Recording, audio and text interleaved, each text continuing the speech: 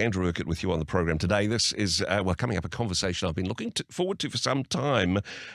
Jonathan Rauch, he's an American journalist and author, and he's got a thing or two to say on the topic of free speech. He is a guest of the Free Speech Union here in New Zealand, and in particular concerned about the decline of academic freedom of speech within our academic institutions, the impact that that has not just on universities, but also on society as well. He joins me on the program now. Jonathan, kia ora. Thanks for your time today. I'm happy to be here. Firstly, when it comes to, I suppose, free speech, the importance of free speech at academic institutions, why is it so important, Jonathan? Well, a few reasons, but the most important is if you can't speak, then you can't have critical exchange. And if you can't have critical exchange, you can't do science, have scholarship, and find truth. What universities exist for, of course, they have many missions, but the most important mission is to discover truth and to teach the next generation how to find that. And we find truth by looking for each other's errors. And to do that, we have to be able to challenge and criticize. We need to protect unorthodox ideas and dissenting voices. There certainly seems to be a decline in freedom of speech in our universities in New Zealand and around the world. I'm sure that's been your experience as well. I mean, this is well documented. Would that be fair to say? Oh, yes, absolutely. I arrived in New Zealand on Sunday morning, and within the first day or so, what I was hearing from Kiwis made me think that I was caught in some bizarre time and space loop and had relanded back in the United States, because the academics I've talked to and others are saying exactly the same things here that they are in my country, and that's that there are increasing social constraints. It's not so much hard rules and speech codes and bans and censorship, but what's called the sort of Overton window, the window of what can be said by respectable people, is both moving to the left and narrowing, so that having robust conversations is getting harder, especially on the subject of the 1840 treaty, which I don't fully understand, but I'm sure you do, and also transgender issues. Certainly, I'm not sure we're quite at the stage yet where academics are losing their jobs or are being fully gagged, although some may disagree on that. I mean, if it's a similar thing happening in different parts of the world, is it a similar causal factor? Why is this happening now, do you think? Well, it's always hard to say when you see these trends, but there seems to be a confluence of forces.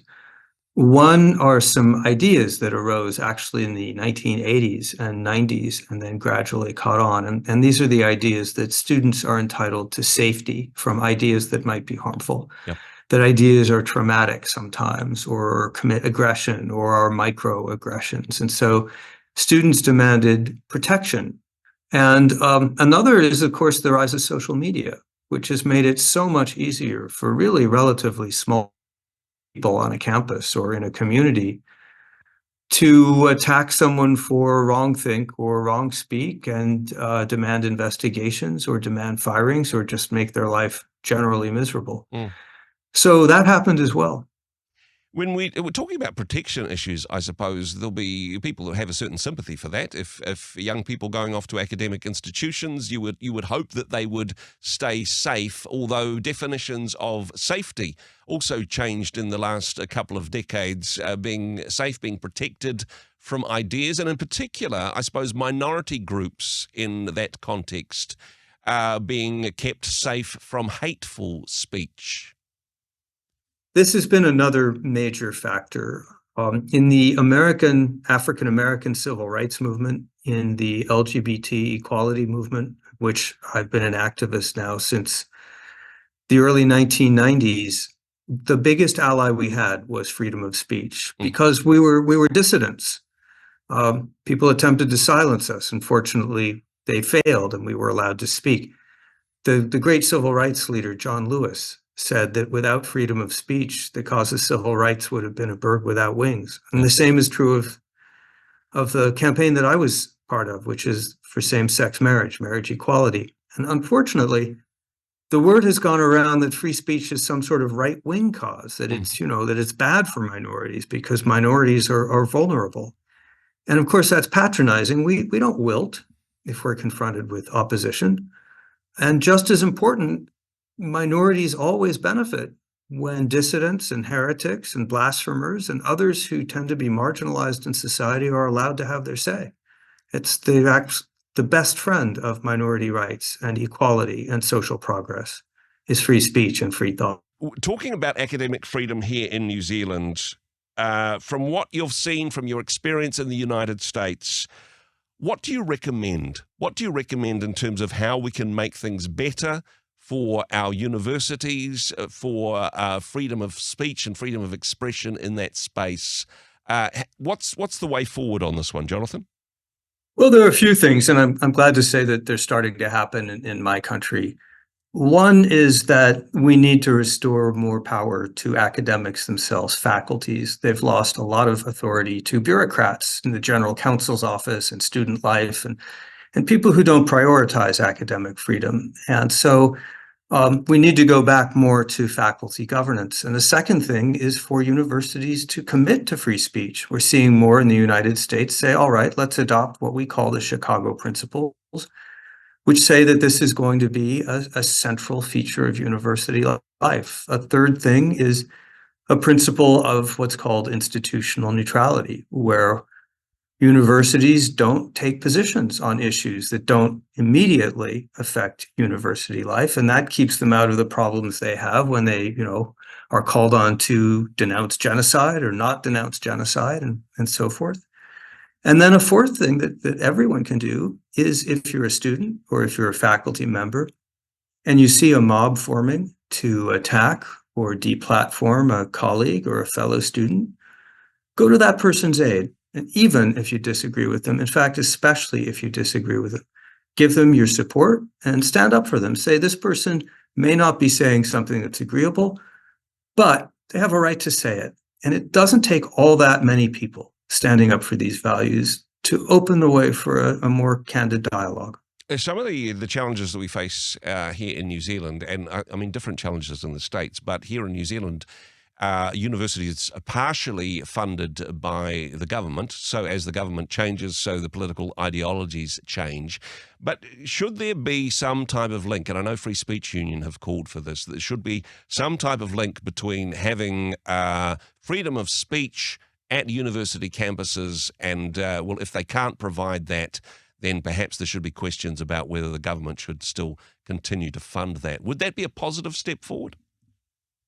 Well, I think it depends how it's implemented. You want it done in a way where you don't have local or national government authorities directly running universities and interfering. Yeah.